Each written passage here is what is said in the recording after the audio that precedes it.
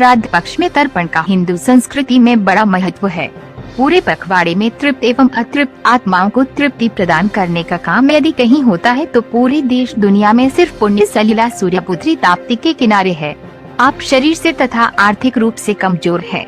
आप चाहकर भी पूरे अपने पितरों एवं पूर्वजों तथा अपने परिवार में दिवंगत आत्माओं के तर्पण के लिए गया स्थित फाल्गुनी या त्रिवेणी संगम इलाहाबाद नहीं जा सकते हैं, तो ऐसे व्यक्तियों के लिए श्राद्ध पक्ष ही नहीं बल्कि पूरे 12 माह में किसी भी दिन ताप्ती जल को अंजलि में लेकर अपने पितरों एवं पूर्वजों का तर्पण कर सकते हैं।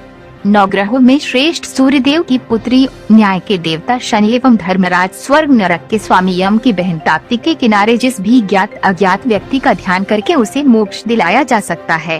ताप्ती में तर्पण यूं तो 12 माह होता है, लेकिन पितृत्रयोदशी तथा पितृमोक्ष अमावस्या को जल मात्र से भी ऐसी समस्त दिवंगत आत्माओं का तर्पण हो जाता है।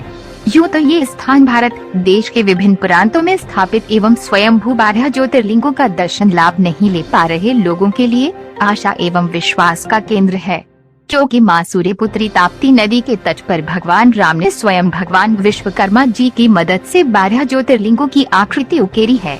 आज भी सदियों बीत जाने के बाद ईश्वर निर्मित 12 ज्योतिर्लिंगों की आकृति के दर्शन का एक ही स्थान पर लाभ लें। माँ ताप्ती में हिंदुओं के 33 कोटि के 33 करोड़ देवी देवता आज भी स्नान ध्यान करने के लिए आते हैं। यहाँ पर भगवान श्री राम ने माता सीता एवं लक्ष्मण के संग अपने पूर्वजों का तर्पण किया था। सूर्य वंश में जन्मे एवं चंद्र वंश में बिहाई माँ ताप्ती के किनारे रामयुग के अनेक प्रमाण मौजूद है। सीता स्नानागार से लेकर ताप्ती के किनारे जंगलों में बड़ी संख्या में मौजूद सीताफल यहाँ पर राम के आने के प्रमाण देते हैं। गंगा में स्नान का, यमुना के जलाचमन का, नर्मदा के दर्शन का जो पुण्य लाभ मिलता है वह मात्र ताप्ती जी के नाम स्मरण से प्राप्त हो जाता है।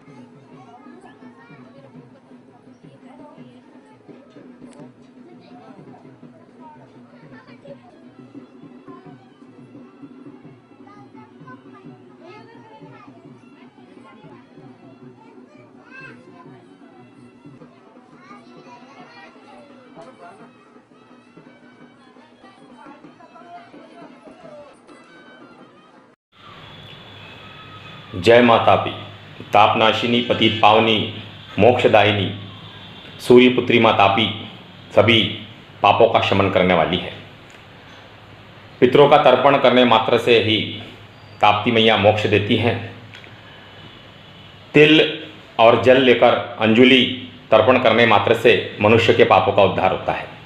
इस तापी तट पर अनेकानेक ऋषि मुनियों ने, राजाओं ने, यहाँ तक कि देव भगवानों ने भी आकर के तर्पण किया है। पहली कथा के रूप में श्री रामचंद्र जी अपने साथ लक्ष्मण सीता को लेकर ताप्ती तट पर आए थे। 12 लिंगा नामक स्थल पर उन्होंने लिंग स्थापन करके वहाँ भी तर्पण किया था।